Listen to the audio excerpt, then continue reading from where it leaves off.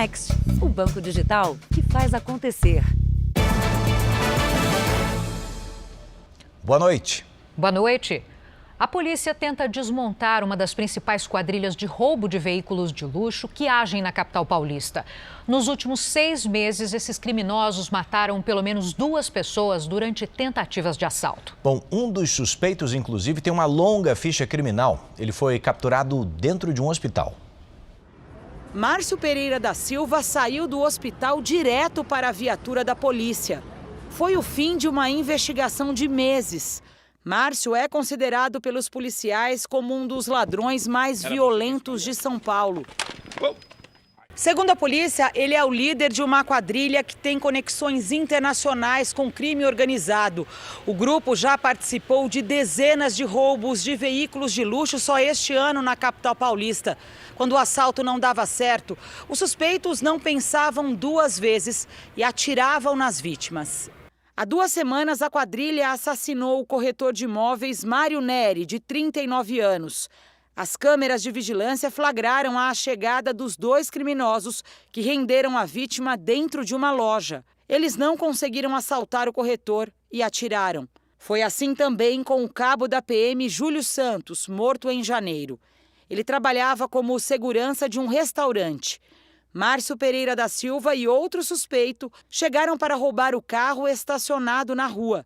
O PM acreditou que havia apenas um assaltante, mas um segundo criminoso, que de acordo com a investigação seria Márcio, reagiu e atirou no policial, que morreu no hospital. O crime aconteceu em janeiro, nós identificamos, ele está com a prisão decretada desde maio, né? Então ele estava foragido. Aí os policiais conseguiram identificar que ele estava passando por um procedimento cirúrgico no hospital no Tatuapé. E aí a equipe de Guarulhos, que também está investigando o Márcio, conseguiu efetuar a prisão dele lá no hospital. A polícia conseguiu identificar a quadrilha por causa desta imagem. Um dia antes do crime, Márcio e outro criminoso roubaram este veículo preto. Repare que ele usa luvas para não deixar qualquer impressão digital. Esse carro roubado foi usado na fuga da quadrilha depois do assassinato do PM. A lista de crimes de Márcio é extensa, de acordo com as investigações. Nesse outro roubo, a quadrilha aborda um grupo que conversava na rua, na saída de um restaurante. Logo ao anunciar o assalto, uma das vítimas consegue retirar uma criança do carro, que é alvo dos criminosos. Um casal que passa pela calçada é avisado por outra vítima e desvia. Eles revistam o dono do veículo e fogem. Márcio foi parar no hospital após tentar roubar um lutador de jiu-jitsu. Ele teve o braço quebrado e acreditou que, usando o SUS, não seria identificado. Mas os investigadores de Guarulhos, na Grande São Paulo, conseguiram rastrear o suspeito logo que ele deu entrada para fazer a cirurgia. Veja agora outros destaques do dia. TSE marca reunião sobre processo eleitoral e Forças Armadas devem participar. Anestesista acusado de estupro vira réu e acusações se dividem em 2 investigações diferentes. Depois de vistoria, a Prefeitura diz que prédio incendiado não tem risco imediato de desabar. No aniversário da maior tragédia aérea do Brasil, saiba o que mudou na segurança dos voos. E um dos peixes simbólicos do país está ameaçado. Vai ter a pesca proibida.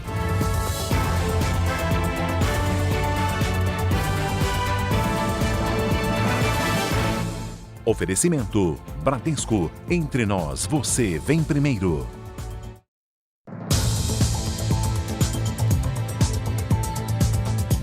Já estamos juntos para você saber que o anestesista, preso por abusar sexualmente de uma paciente durante o parto, agora é réu.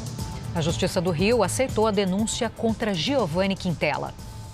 Agora é oficial. Giovanni Quintela Bezerra é formalmente acusado pelo crime de estupro de vulnerável. Ele foi preso depois de ser flagrado abusando de uma paciente durante o parto. O juiz que aceitou a denúncia contra Giovanni Quintela é da 2ª Vara Criminal de São João de Meriti, na Baixada Fluminense. Na decisão, o magistrado Luiz Gustavo Vasques destacou que a denúncia contém todas as circunstâncias, com a qualificação do acusado, a classificação do crime e um rol de testemunhas. As investigações mostraram que o anestesista atendeu cerca de 50 mulheres nos últimos 6 meses.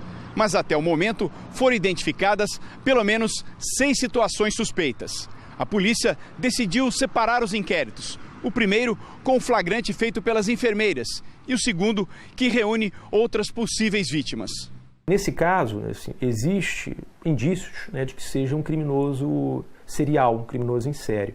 Giovanni será notificado e terá 10 dias para apresentar a defesa, mas ele ainda não tem advogado constituído. Caso o juiz entenda que os crimes têm relação, a pena pode ser aumentada. Se entender que foi crime continuado, aí ele pegaria a pena do crime de estupro do vulnerável multiplicada por 3 vezes, E ficaria oscilando nesse espectro aí, do mínimo de 24 anos e o máximo de 45. O prédio que ficou 3 dias em chamas no centro de São Paulo passou hoje pela primeira vistoria técnica. Esse trabalho é o último passo antes do início da demolição do edifício. Eram quase 10 da manhã quando começou a inspeção de bombeiros, defesa civil, engenheiros da prefeitura e da empresa contratada para fazer a demolição. O grupo percorreu os 10 andares verificando as condições da estrutura. Estas imagens, divulgadas pela prefeitura, mostram como o 3º andar ficou destruído pelo incêndio. Ferros retorcidos, paredes quebradas, destroços pelo chão. A conclusão inicial é de que o prédio não corre risco iminente de cair espontaneamente. A vistoria durou aproximadamente 2 horas. Depois, o secretário de Obras de São Paulo informou que a demolição não vai ser mais mecanizada, ou seja, não vai ser feita com máquinas, e sim por operários, que vão trabalhar lá dentro do prédio.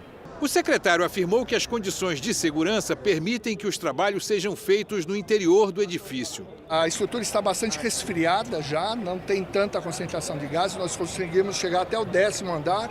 A estrutura está em bom estado, ou pelo menos que não oferece um risco de uma ruptura imediata ou sem aviso. O subprefeito da região também falou sobre o pedido dos comerciantes para retirar as mercadorias que não foram destruídas pelo fogo. Ontem, eles fizeram um protesto que começou na frente do prédio e acabou em frente à prefeitura. A ideia é que o proprietário venha, traga a documentação daquilo que está lá dentro, nota fiscal, e aí consiga retirar as suas coisas. Segundo a Univinco, a União dos Lojistas da região, só depois da perícia terminar, a prefeitura e os comerciantes vão criar um cronograma para isso. A estimativa é de que todo o material que está dentro do prédio esteja avaliado em 4 milhões de reais. Funcionários da prefeitura fizeram uma limpeza na calçada e operários da empresa contratada começaram a erguer os tapumes em volta do edifício. A ideia é liberar a rua do prédio para pedestres o mais rapidamente possível. O preço da gasolina nas bombas teve mais uma queda. O valor médio pago pelo combustível é o menor desde setembro do ano passado. Bom, o Rio de Janeiro é o estado onde o motorista sente a maior redução. Gasolina comum a R$ 5,96 o litro. Em 15 dias, o valor do combustível neste posto, na zona oeste do Rio de Janeiro, caiu 19%. Consumidores aproveitaram a trégua. Já deu muita diferença. Eu uso o carro toda semana. Melhorou bastante. Não só a gasolina como o gás, né? A gente já está sentindo uma diferença. A redução do preço nas bombas é um reflexo do corte do ICMS, que é um imposto estadual sobre os combustíveis, adotado em pelo menos 21 estados e no Distrito Federal. Com isso, de acordo com a Agência Nacional de Petróleo, Gás Natural e Biocombustíveis, a ANP, a média de preço da gasolina no país atingiu o menor patamar desde setembro do ano passado. Nas últimas 4 semanas, o valor teve uma redução de quase 18% em todo o país. Bahia, Goiás, Minas Gerais, o Distrito Federal e o Rio de Janeiro são os estados onde a queda foi mais acentuada. Aqui no Rio, nas últimas 2 semanas, fiscais do Procon percorreram mais de 500 postos para garantir que a redução do imposto sobre os combustíveis chegue até o bolso do consumidor. 76% dos postos reduziram os preços da gasolina e do etanol nas bombas. Na fiscalização, 121 postos foram autuados porque não aplicaram a redução mínima esperada. 139 foram advertidos por falta de transparência nos preços. Depois dessas autuações, os postos ou abaixam o preço, que muitos já fizeram, e outros podem se defender. Essas autuações podem gerar multas que variam de R$ 850 aproximadamente até 12 milhões. Entre os caminhoneiros, a nova ajuda aprovada essa semana pelo Congresso Nacional causou reações diferentes, né? Aqueles que rodam pouco gostaram do auxílio de R$ 1.000 pelos próximos 5 meses. Só que para os acostumados a fazerem longos trajetos, o valor não resolve o problema do preço do diesel. A primeira parcela do benefício está programada para 10 de agosto. Caminhoneiro há apenas 3 meses, o Rubenilson já pensa em desistir. A gente prorroga uma manutenção por um motivo que não sobra. Então a gente tem que trabalhar sempre naquele máximo ali, torcendo para que o caminhão não quebre. Ele trabalha por conta própria e diariamente percorre pequenos trajetos. O gasto com diesel, em média, é de R$ 4.000 por mês. E com o frete custando muito caro, não sobra dinheiro. Rubenilson é um dos mais de 870 mil motoristas autônomos, ou seja, que trabalham por conta própria, que devem receber o auxílio caminhoneiro no valor de R$ 1.000.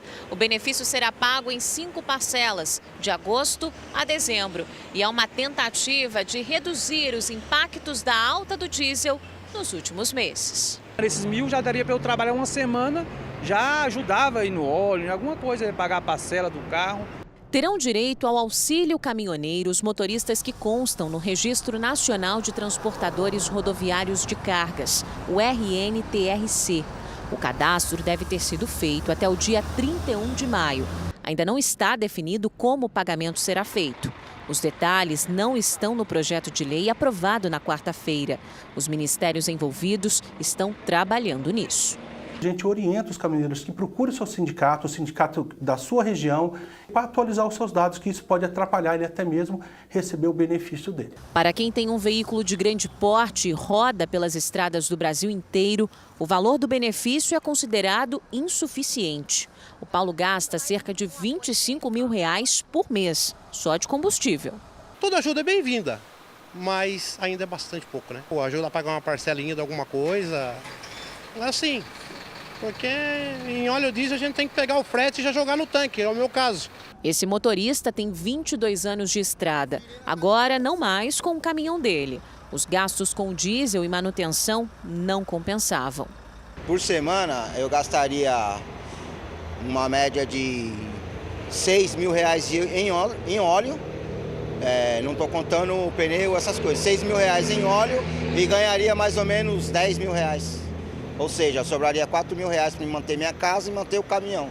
E se quebrar uma peça mais cara, eu não tenho condições de repor essa peça.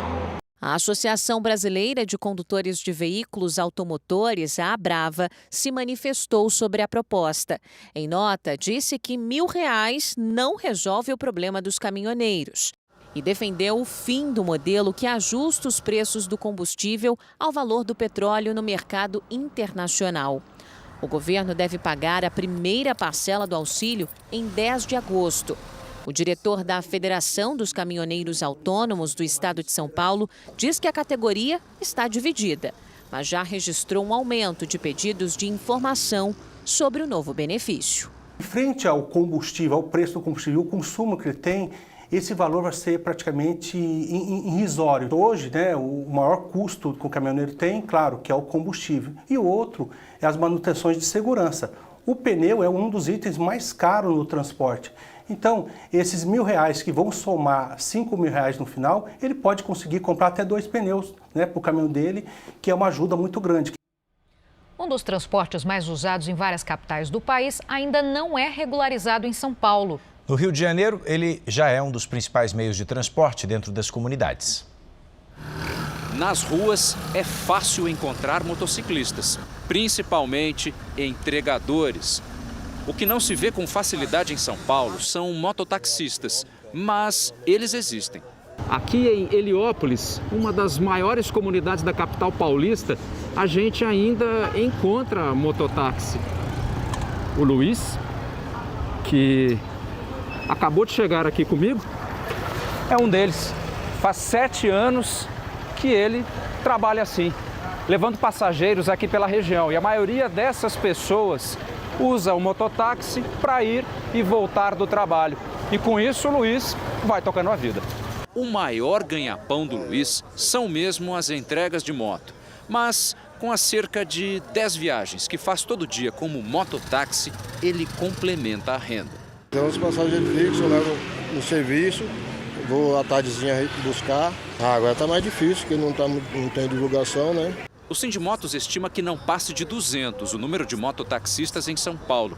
Uma das explicações é que a prefeitura não regulamentou a lei federal que existe há 13 anos e, com isso, dificulta o serviço na cidade. Mas o Tribunal de Justiça pensa diferente. Uma decisão provisória, ou seja, uma liminar, permite que o mototáxi rode pela cidade. Neste terminal de ônibus, mototáxi tem ponto fixo.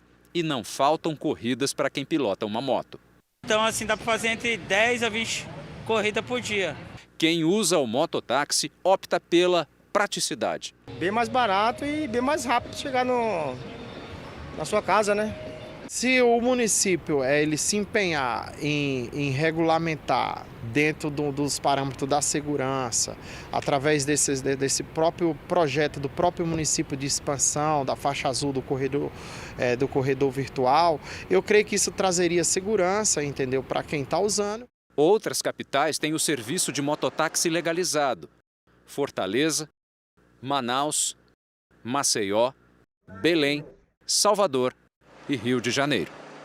Entre os cariocas, o mototáxi muitas vezes é a única opção. Para mim, eu acho fundamental. Sem mototáxi não tem como transitar. Eu, por exemplo, que eu trabalho 2 turnos, eu saio de manhã 4h30 da manhã, né? E muitas das vezes tem que sair muito rápido. Na comunidade do Vidigal, na zona sul do Rio, o transporte público é limitado e em diversas áreas a passagem é estreita. Não teria como um carro ou um ônibus se deslocarem. Mercado e tanto para os mototaxistas, como o Evandro, que já faz esse transporte há 14 anos. O meio de transporte mais rápido e acessível que tem é o mototáxi. A gente roda aproximadamente 1.000 quilômetros por semana, por aí. Os pontos de mototáxi, como esse do Vidigal, se tornaram comuns nas comunidades e nas áreas mais carentes da cidade. Mas aqui no Rio de Janeiro não existe nenhum controle. O serviço está autorizado por lei desde 2017. Mas a própria prefeitura admite que não faz ideia de quantos profissionais trabalham na área. Sem controle, sem garantias para profissionais e passageiros. Em 2020, a prefeitura iniciou o cadastro dos trabalhadores, mas até hoje o serviço não foi concluído. Procurada, a Secretaria Municipal de Transportes informou que está reavaliando as normas. No Vidigal, são cerca de 300 mototaxistas, que se revezam 24 horas por dia e que não deixam a comunidade parar. Falam que a gente trabalha por tráfico, falam que a gente trabalha para não sei quem. Isso tudo é uma grande besteira. Só com Kombi não dá, só com carro não dá. Se não tiver o mototaxista, se não tiver a moto, o Vidigal não anda. Bom, em nota enviada ao Jornal da Record, a Prefeitura de São Paulo se limitou a reafirmar que a atividade de mototáxi depende de regulamentação feita pelo município. Os brasileiros que se recadastrarem no Cade Único vão receber um novo cartão de graça. Além do acesso aos benefícios sociais, ele permite transferências, pagamentos, compras e também pode ser usado em caixas eletrônicos. Aline recebe o Auxílio Brasil, mas estava com o cadastro desatualizado. Ela foi até o Centro de Referência de Assistência Social para atualizar os dados e garantir o pagamento do benefício. O governo estendeu para 14 de outubro o prazo para que as pessoas possam se recadastrar no Cade Único. Todo mundo que fizer isso vai receber um novo cartão. Os antigos serão trocados por outros mais modernos, que vão funcionar como um cartão de débito.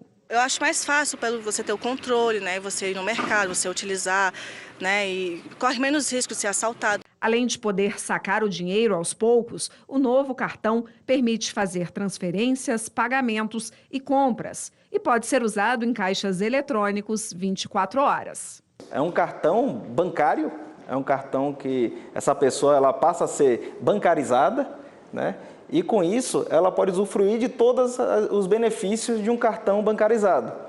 Isso vai trazer para essas famílias uma maior mobilidade e trazer também, acima de tudo, segurança, porque o chip de contato ele é muito mais difícil dele ser fraudado, né? E está aí causando prejuízo a essas famílias já em situação de vulnerabilidade social. A troca dos cartões vai custar 93 milhões de reais. Os beneficiários do Auxílio Brasil vão começar a receber os R$600 que foram aprovados pelo Congresso no dia 18 de agosto até o final de dezembro.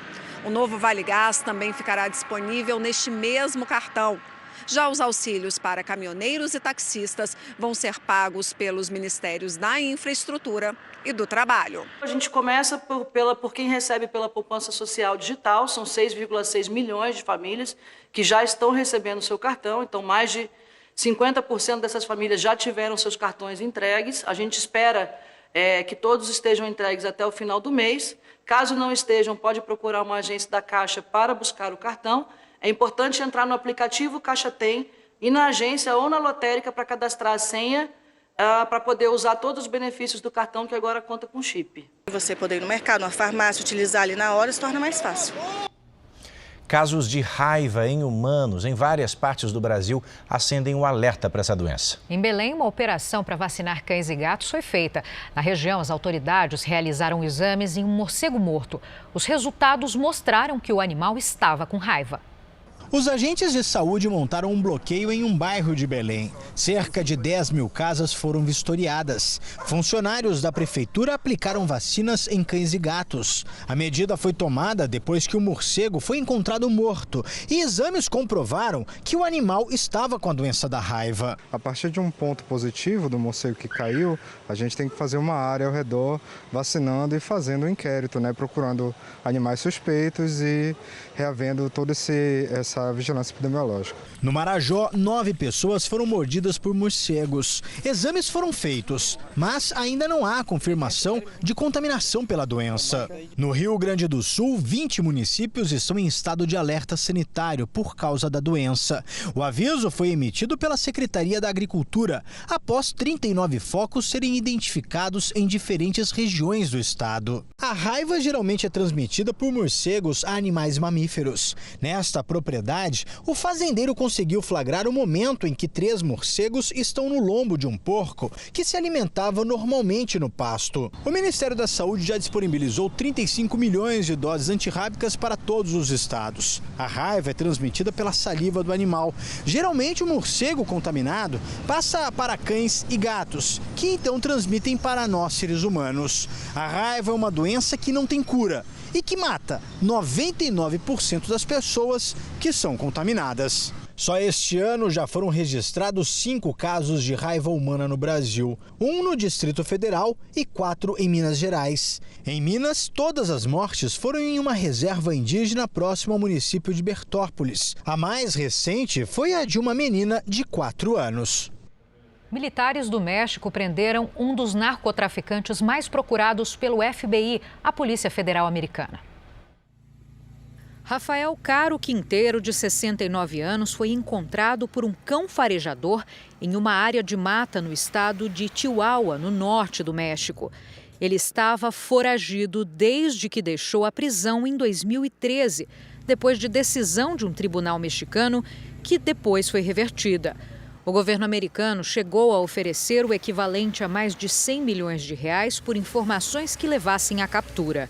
Na lista dos 10 fugitivos mais procurados do FBI, Caro Quinteiro foi condenado a 40 anos de prisão em 1985 pelo assassinato e tortura de um agente antidrogas americano. Ele é considerado pelas autoridades mexicanas o fundador do cartel de Guadalajara, responsável por traficar drogas para os Estados Unidos nos anos 80.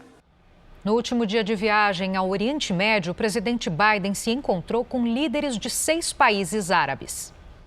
Biden disse que os Estados Unidos não vão deixar que a China e a Rússia sejam mais influentes no Oriente Médio que os americanos. O presidente também repetiu que está comprometido em impedir que o Irã consiga desenvolver armas nucleares. A morte do jornalista saudita radicado nos Estados Unidos, Jamal Khashoggi, também voltou a ser discutida. Segundo o relatório da inteligência americana, o príncipe herdeiro Mohammed bin Salman deu aval ao assassinato praticado por agentes árabes na Turquia. O príncipe é o governante de fato do país e nega responsabilidade no crime. Segundo uma autoridade saudita, ao ser confrontado pelo presidente Biden, o príncipe respondeu que os Estados Unidos também cometeram erros na região. Durante 4 dias de viagem, Biden também visitou a Palestina e Israel. O exército israelense atacou instalações do grupo extremista palestino Hamas, depois de ser alvo de foguetes. Segundo autoridades da Palestina, as bombas danificaram casas, mas não deixaram vítimas. O exército israelense afirma que o ataque foi uma resposta a foguetes lançados primeiro pelo Hamas contra o sul de Israel. A tensão entre israelenses e palestinos aumentou poucos dias depois da visita do presidente Biden aos dois lados do conflito. A primeira mulher do ex-presidente dos Estados Unidos, Donald Trump, Ivana Trump, morreu por um trauma depois de cair acidentalmente da escada de casa. O corpo da empresária e ex-modelo foi encontrado por funcionários que trabalhavam na casa dela. Ela e Donald Trump foram casados entre 1977 e 92. Eles tiveram 3 filhos. E veja a seguir o que fazer para votar se no dia da eleição você estiver em viagem. E tem mais, o que mudou na segurança dos voos brasileiros 15 anos depois do maior acidente aéreo do país.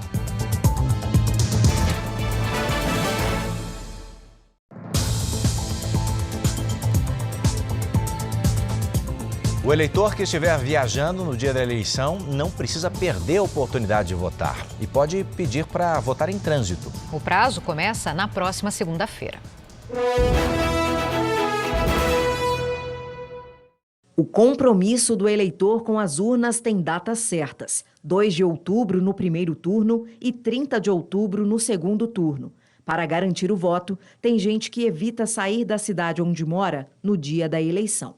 Só que mesmo quem vai viajar não precisa abrir mão do exercício da cidadania. Eu penso que mesmo a gente não estando no nosso local de origem, votar em trânsito faz parte e a gente tem que levar isso em consideração. Os eleitores que estarão fora do domicílio eleitoral podem indicar em que cidade querem votar.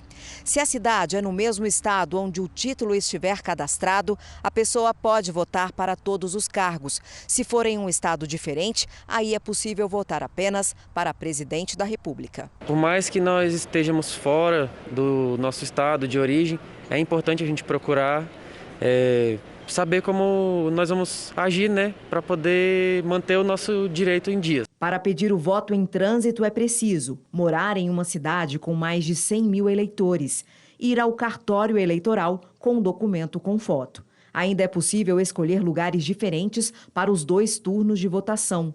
Lembrando que quem estiver viajando para o exterior não pode votar em trânsito. Mas quem tem o título cadastrado em outros países e estiver no Brasil no dia da eleição, poderá votar em trânsito aqui. O prazo para solicitar o voto em trânsito é de 30 dias, a contar da próxima segunda-feira. Uma vez feita a indicação de onde você quer votar, não tem mais como mudar. É importante ressaltar também que, uma vez pedido o voto em trânsito, você deverá votar naquele local que foi transferido o seu voto temporariamente. Porque se você desistir da viagem, você vai ter que justificar o seu voto mesmo estando no seu estado. O Tribunal Superior Eleitoral convocou uma reunião para 1º de agosto com as instituições que vão acompanhar as eleições desse ano. A repórter Vanessa Lima está de volta agora ao vivo com todos os detalhes para a gente. Boa noite para você, Vanessa. Boa noite. A reunião faz parte dos procedimentos de segurança da eleição. Foram convidadas 16 instituições com legitimidade para atuar na fiscalização do processo eleitoral, incluindo as Forças Armadas. O encontro servirá para que os técnicos do TSE apresentem informações sobre etapas, métodos, locais e formas de fiscalização. A reunião vai ser no próprio TSE. E o presidente do TSE, ministro Edson Fachin, recusou um convite do presidente Bolsonaro para comparecer na segunda-feira a um encontro com embaixadores que deve ser aqui no Palácio da Alvorada, onde o presidente mais uma vez deverá falar sobre o sistema eleitoral brasileiro. Fachin alegou que preside a Justiça Eleitoral, que tem o dever de se manter imparcial e que por isso não poderá ir ao encontro. Giovana, Eduardo. Obrigado, Vanessa, pelos detalhes. No noticiário internacional, a Rússia ordenou que as forças do país intensifiquem as operações na Ucrânia. Autoridades ucranianas disseram que 40 civis morreram em ataques russos a áreas urbanas nos últimos 3 dias. Em Dnipro, a 200 quilômetros da capital Kiev, ao menos 3 pessoas morreram e outras 15 ficaram feridas, depois de uma série de bombardeios. Uma escola acabou destruída. A Rússia disse que os ataques tinham como alvo uma fábrica militar. Em Odessa, no sul da Ucrânia, o exército russo lançou um ataque com mísseis contra um armazém da cidade, provocando um incêndio. Ninguém ficou ferido. Enquanto isso, os 2 países se aproximam de um acordo para retomar a exportação de grãos da Ucrânia e reduzir a crise alimentar mundial. Cerca de 20 bilhões de toneladas de alimentos estão bloqueados em portos ucranianos. E veja agora os destaques do próximo Domingo Espetacular. Quem é o anestesista flagrado abusando de uma paciente durante o parto? Os depoimentos das mulheres que só agora começam a descobrir o que pode ter acontecido enquanto davam à luz. A gente conversou com Marilene Saad. Ela fala sobre a polêmica de ter interrompido uma entrevista do marido, Estênio Garcia, e explica por que fez isso. Ele perdeu os 2 braços depois de ser atingido por uma descarga elétrica. Passou por um transplante revolucionário e vai contar como é que foi abraçar a mulher pela primeira vez. Sabe o que a modelo Luma de Oliveira tem em comum com essa família? Eles são amigos da onça. A gente mostra como é a vida de quem ajuda a salvar esse símbolo do Brasil. Guilherme Arantes se apresenta em um dos palcos mais famosos do mundo.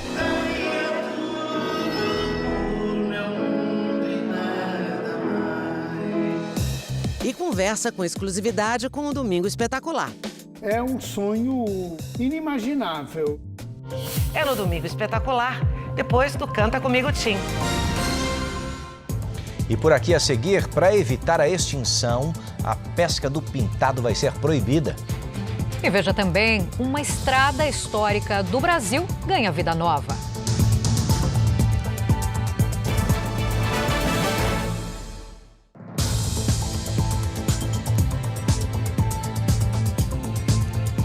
Os planos de saúde agora estão obrigados a cobrir qualquer terapia para o tratamento de pessoas com autismo. Mas depois da decisão da ANS, muitos planos aumentaram o valor da mensalidade em até 80%. Uma decisão do Superior Tribunal de Justiça garante às operadoras de planos de saúde o direito de oferecer assistência médica apenas de acordo com os itens que fazem parte do chamado rol taxativo, uma lista específica de medicamentos e procedimentos. Mas a Agência Nacional de Saúde aprovou uma ampliação das regras de cobertura para usuários com transtornos de desenvolvimento, entre eles os autistas. A partir desta decisão, a cobertura para qualquer tipo de tratamento para estas pessoas passou a ser obrigatória. O problema é que, ao mesmo tempo, houve o reajuste anual das mensalidades dos planos de saúde. E, em alguns casos, esse reajuste foi de quase 80%. Alessandro é pai do Nicolas e Fábio é pai do Arthur. As 2 crianças são autistas. Eles reclamam que o alto custo dos planos inviabiliza a continuidade do tratamento dos filhos. Pagava 389 e agora foi para 690. Não tem condições de pagar. O Nicolas, além das terapias, ele faz uso de medicações, né? Ele faz uso de fraldas geriátricas também. Então, esse aumento, para mim, fica totalmente fora da minha realidade atual, né? Esta clínica é especializada em tratamento para autistas. De acordo com os médicos, esse tipo de trabalho não pode ser suspenso. A criança parar o tratamento pode levar a uma perda do que foi adquirido. Então a criança regride muito fácil e depois tem que recomeçar. Pessoas que tinham terapias frequentes, por exemplo, os autistas, eles iam para a clínica todos os dias. Durante a pandemia eles ficaram muito tempo sem ir para a clínica, então não teve esse custo. Então não se justifica esse aumento. O advogado pode pedir uma liminar para que a pessoa passe a pagar um valor reduzido e não precise desembolsar esse reajuste abusivo, né? Em Goiânia, a prefeitura tem fiscalizado parques da cidade que são alvo de um furto diferente. Em menos de 30 dias, colmeias de abelhas nativas desapareceram e pelo menos 8 armadilhas foram descobertas. No bosque que fica na região central da cidade, as abelhas escolheram o pé de jatobá mais antigo de Goiânia para fazer a colmeia. São 2 espécies diferentes, bastante cobiçadas no mercado. São abelhas sem ferrão, que tem um manejo mais fácil, né? E também por conta do preço do mel. São abelhas nativas que estão ameaçadas de extinção, né? Então é um mel mais raro de você ter, né? E ele tem uma qualidade melhor mesmo, dependendo da espécie. Só no mês passado, fiscais da Agência do Meio Ambiente encontraram 8 armadilhas como essa, no mesmo parque. Objetos semelhantes foram encontrados em outros lugares, durante o mapeamento de todas as colmeias de Goiânia. De acordo com a prefeitura, a intenção seria roubar as abelhas e vender no mercado paralelo. A informação causou polêmica entre os meliponicultores, nome que se dá a quem cria abelhas nativas que não têm ferrão. Eles explicam que as armadilhas feitas corretamente não roubam a colmeia, e sim ajudam a criar uma nova. É que quando a colmeia atinge a capacidade máxima, alguns insetos voam em busca de um novo lar, que na cidade pode ser um local inadequado. Os produtores que possuem autorização colocam então uma armadilha no meio do mato para atrair essas abelhas e assim ajudar na construção de uma nova colmeia em um local seguro. A abelha precisa de uma árvore que tem um oco. Uma árvore que tem um oco é uma árvore grossa.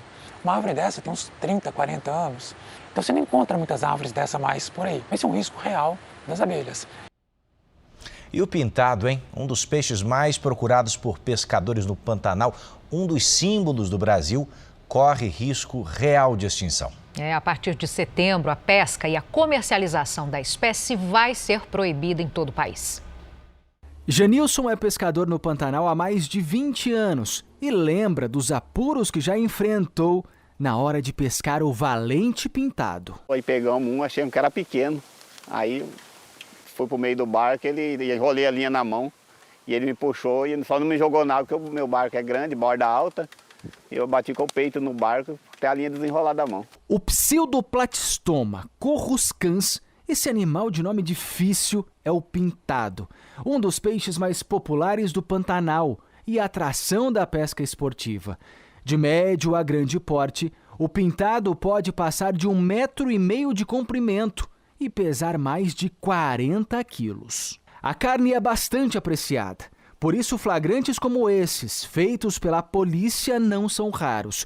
Pescado em excesso, acima do limite estabelecido por lei no Pantanal. Esse é o rio Aquidauana. Tem mais de 600 quilômetros de extensão. Logo mais à frente ele se junta ao Miranda, que deságua no rio Paraguai. E é por todo esse percurso que o pintado se reproduz aqui no Pantanal. Segundo o Ministério do Meio Ambiente, o peixe entrou na lista de animais ameaçados de extinção por conta da redução da população, que vem diminuindo ano após ano e pode até desaparecer. A análise técnica foi feita pelo Instituto Chico Mendes, que aplica critérios internacionais para avaliar o risco de extinção dos animais. A proibição da pesca e comercialização do pintado começa a partir de setembro e vale para os rios de todo o país.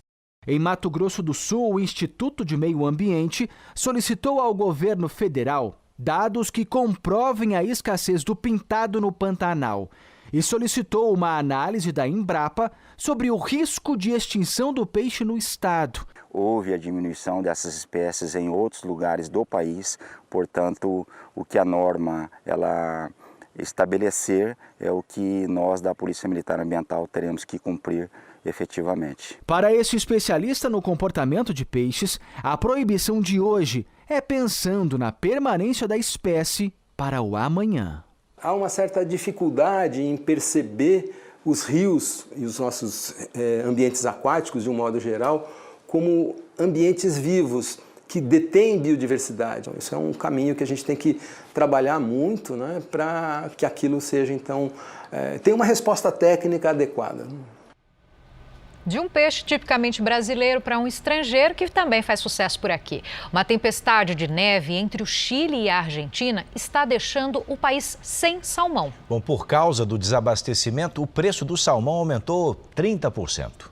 A nevasca que atinge a fronteira do Chile com a Argentina há 10 dias já é considerada a mais severa e longa da última década.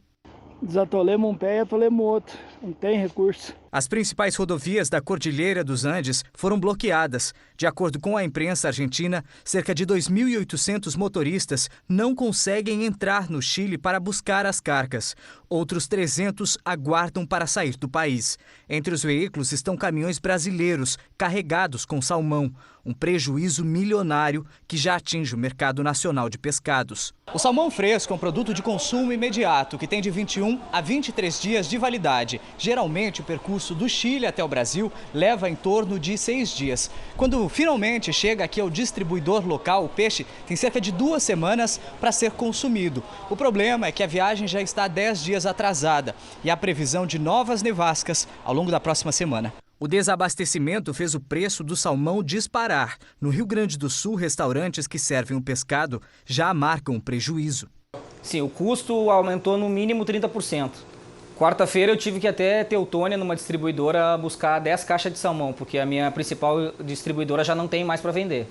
E o que tem é congelado e salmão congelado não presta para fazer sushi. Nessa peixaria em Porto Alegre, o preço do quilo do salmão subiu R$ 26 em apenas uma semana. Foi feito o pedido de 20 caixas, eles conseguiram só 10 caixas para nós, que não tinha no estoque deles. E o ar seco predomina na maior parte do Brasil. Goiás, Mato Grosso, Minas Gerais e Tocantins registram os menores índices de umidade. Agora quem traz as informações é a Paloma Poeta. Boa noite. Como é que fica o tempo no domingo, Paloma? Sem grandes mudanças, Giovana. Muito boa noite para você, para o Edu. Uma ótima noite para você que nos acompanha. As imagens de satélite mostram poucas nuvens no interior do Brasil. Por isso, a umidade do ar despenca durante a tarde. Atenção para a garrafinha d'água. A OMS recomenda índices em torno de 80%.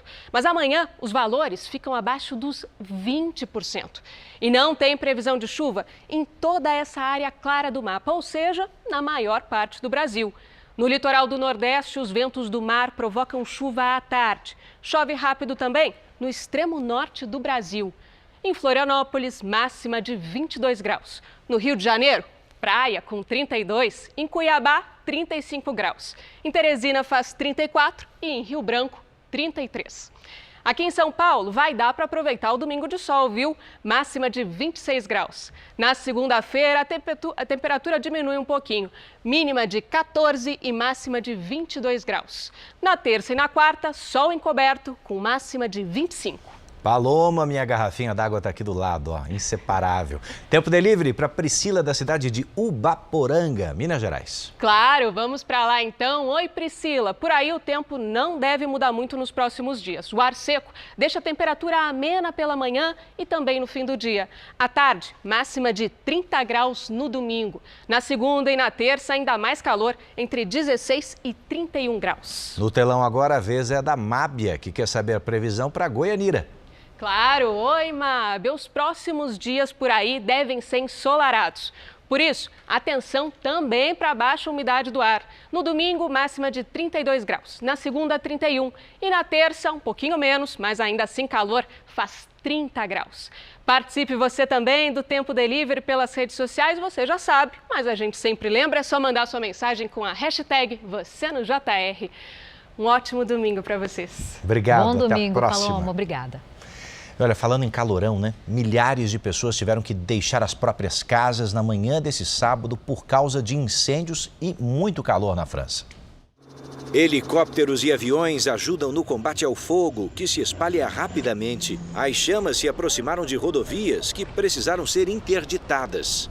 Na Espanha, a temperatura passou dos 45 graus. Segundo o governo, mais de 84 pessoas morreram por problemas relacionados ao calor, desde o dia 8 de julho. Muito calor também em Portugal e no Reino Unido. Segundo a meteorologia, as temperaturas sobem ainda mais na próxima semana.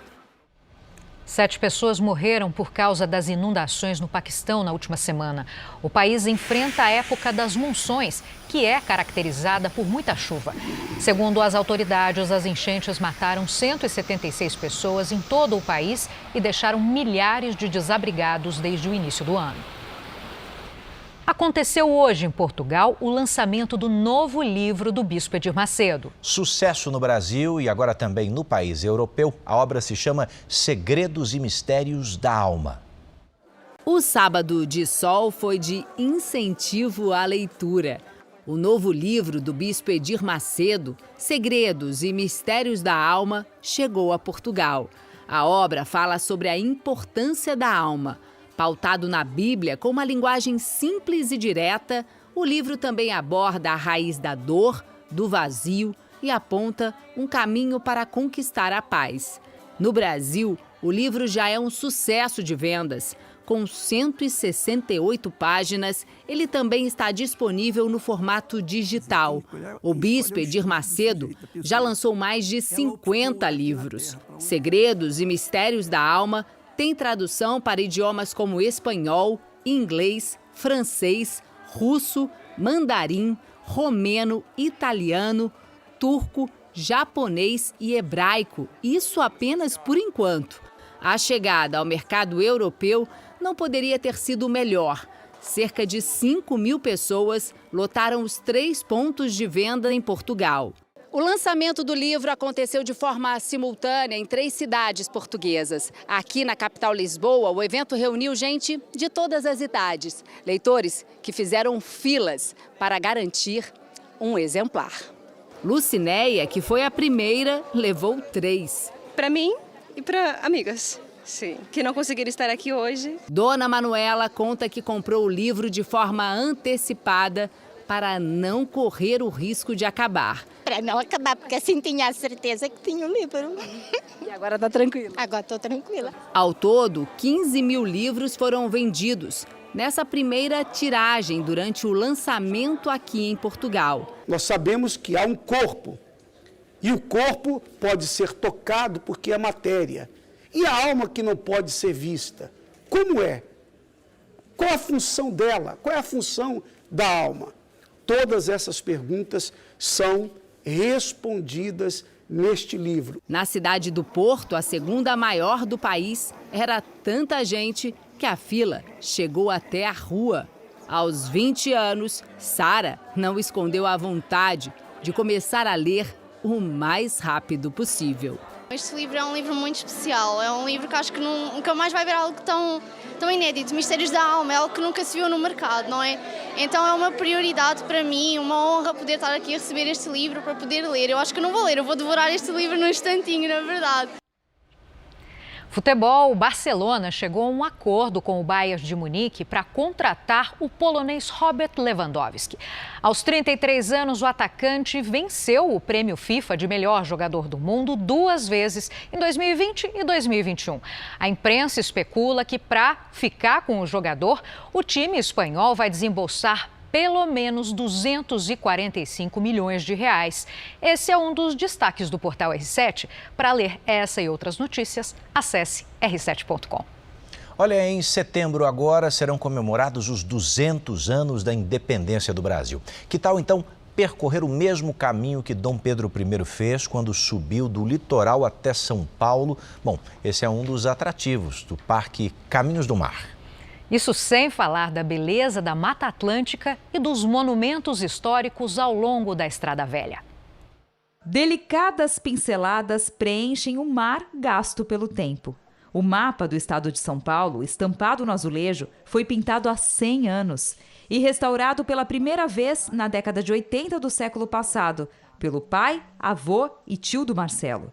Naquela época, ele tinha só 9 anos. Eu estava do outro lado, sentado, quando meu pai trazia eu para trabalhar com ele na época, né? Eu ficava vendo, né?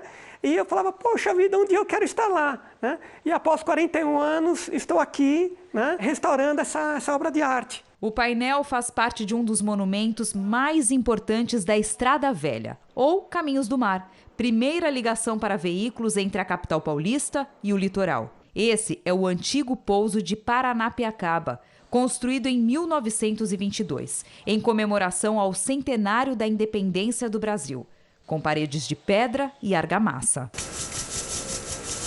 A Jaine usa peneiras e um microscópio para descobrir a receita exata do material usado 100 anos atrás. A gente tenta entender essas propriedades físicas da argamassa para depois replicar no edifício. No processo de restauro, eles tentam preservar o máximo possível as características originais. Essa madeira foi muito deteriorada com o tempo, mas quase metade da estrutura do telhado pôde ser reutilizada na obra de recuperação. A gente conseguiu conservar por volta de 40% da madeira. Original. Nos 8 quilômetros de extensão da Estrada Velha, há 9 monumentos, todos construídos em comemoração à independência e que agora estão sendo restaurados. O restauro não é uma obra simples, ele é uma intervenção com grande caráter científico. A gente faz uma série de investigações, de análises para entender o bem que está sendo trabalhado, e a gente busca sempre assim, recuperar a condição de uso dele e deixando as marcas daquilo que a gente precisa colocar agora para atender às nossas necessidades de hoje. O estreito caminho no meio da mata tem 230 anos de história a ser preservada. Essa é a calçada do Lorena, construída no final do século XVIII pelo então governador de São Paulo, Bernardo José de Lorena, para facilitar o transporte de cargas entre o Planalto e o Porto de Santos. Mas a mais importante viagem pela calçada do Lorena não foi para transportar carga no lombo de mula. Em 1822, o príncipe regente Dom Pedro passou por aqui, subindo a serra em direção à capital paulista para proclamar a independência do Brasil às margens do rio Ipiranga. Ele desce dia 5 de setembro para apaziguar conflitos políticos na Baixada, então ele fica lá. No dia 7, ao alvorecer, ele sobe por esse caminho mesmo, com toda a sua comitiva, para declarar a independência lá no Jardim da Independência, em São Paulo. Até o bicentenário da independência, dia 7 de setembro, pelo menos 6 monumentos do Caminhos do Mar já estarão prontos e abertos para visitação. A importância que esse caminho tem no desenvolvimento socioeconômico do Brasil, pensando que ele foi provavelmente entregue pelos índios aos portugueses quando os portugueses descobriram o Brasil. Então a nossa história passou por aqui e a gente quer mostrar isso para a população, contando a importância e a relevância que esse lugar tem para o nosso desenvolvimento, para a nossa cultura. Agora, fora do Brasil, nos Estados Unidos, já são mais de 1000 casos da chamada varíola dos macacos. O país tenta aumentar a oferta de vacinas para a população, mas a quantidade ainda é insuficiente. 3 estados norte-americanos são os principais focos da doença. Califórnia, Nova York e Illinois contam com mais de 160 infectados cada. Mas já há casos confirmados em ao menos 43 estados. O surto levou o governo norte-americano a disponibilizar a vacina da varíola humana para a população. De acordo com a Organização Mundial da Saúde, a versão é capaz de proteger as pessoas da variante dos macacos. A quantidade de vacinas disponíveis triplicou do começo do surto para cá. Ainda assim, a oferta é limitada. E sobram críticas à estratégia de distribuição. Isso porque alguns estados não haviam recebido sequer uma dose até o início da semana. A justificativa das autoridades de saúde é que os primeiros lotes foram enviados para regiões de maior incidência. Mesmo nos locais com vacinas disponíveis, apenas integrantes dos grupos mais vulneráveis, como homens que mantêm relações sexuais com outros homens, serão imunizados num primeiro momento. Até agora, pouco mais de 132 mil doses foram disponibilizadas nos Estados Unidos e outras 800 mil estão a caminho. Quantidade insuficiente para vacinar os mais de 1,5 milhão de pessoas identificadas como as principais afetadas. No Brasil, já são mais de 200 casos confirmados e os sintomas vão desde febre, dor no corpo e lesões na pele. Mas apesar da doença ainda ser pouco conhecida, os cuidados já estão decorados, uma vez que são os mesmos da Covid-19. Distanciamento social, lavar bem as mãos e isolamento dos infectados. O número de transplantes de órgãos já caiu quase 7% nos 3 primeiros meses do ano, isso em comparação à média de 2021. A situação é ainda pior quando comparada a antes da pandemia. Uma campanha tenta mudar essa realidade.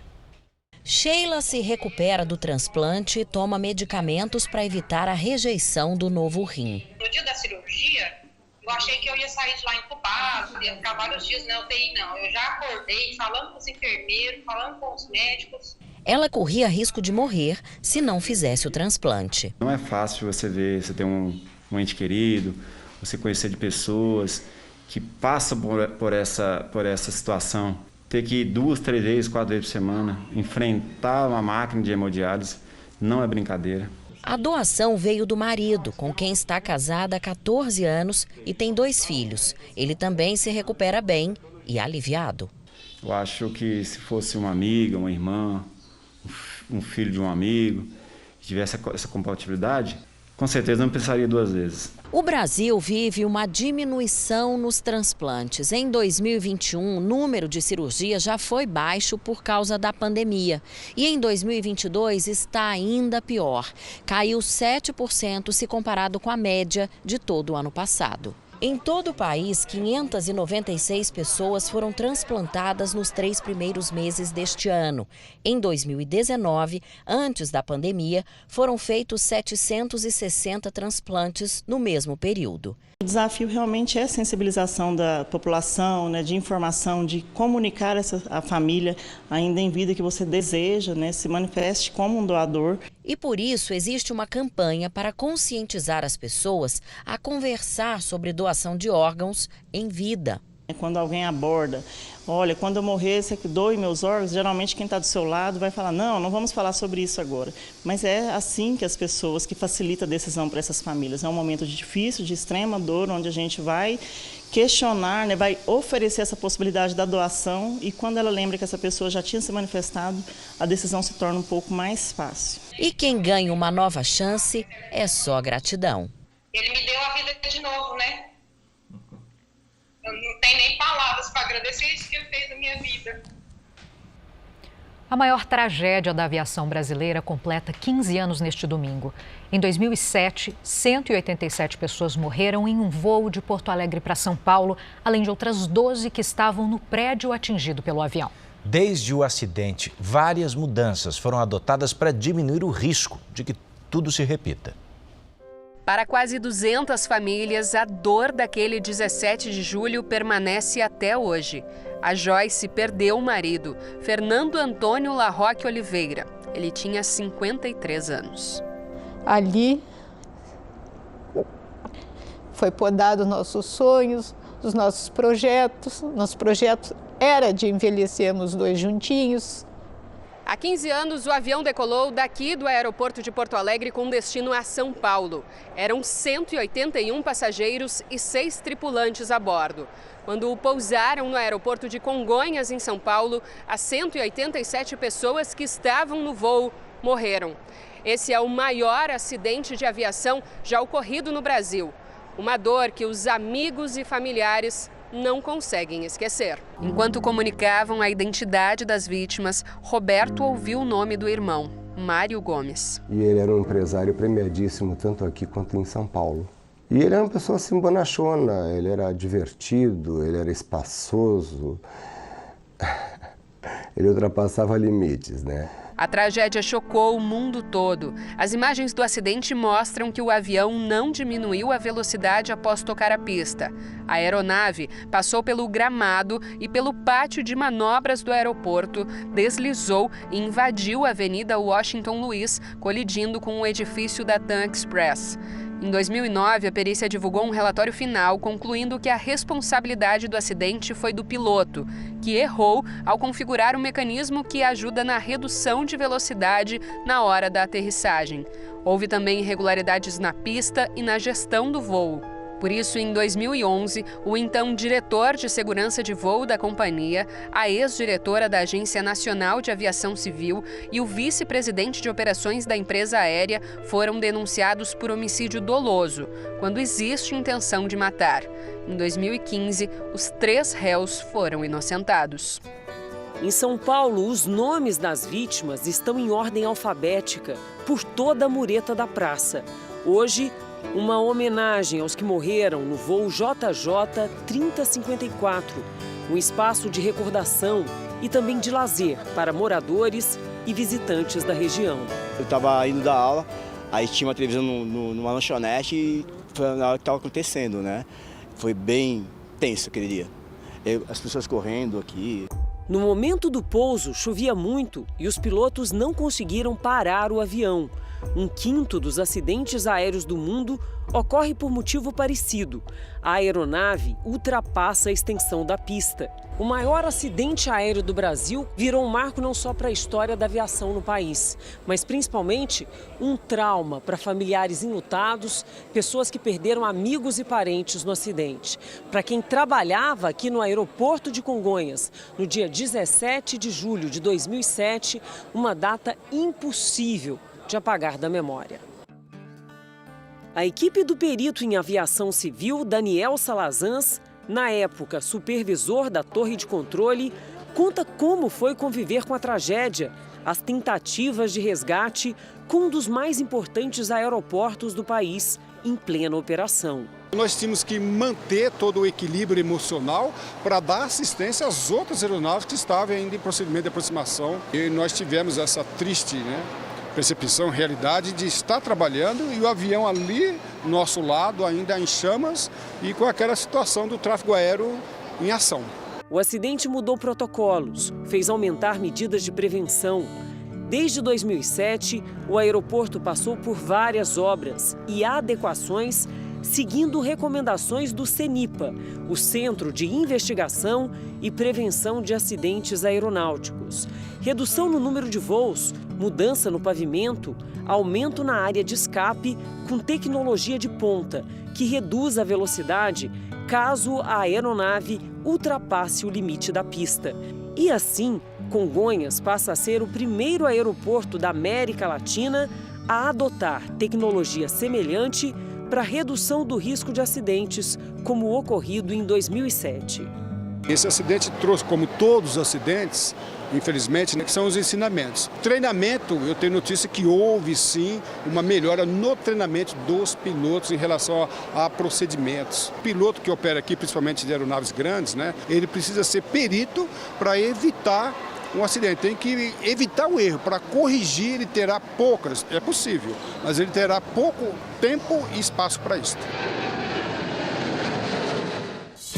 O Jornal da Record está terminando. A edição de hoje na íntegra e também nossa versão em podcast estão no Play Plus e em todas as nossas plataformas digitais. Fique agora com os melhores momentos de Todas as Garotas em Mim. Boa noite para você.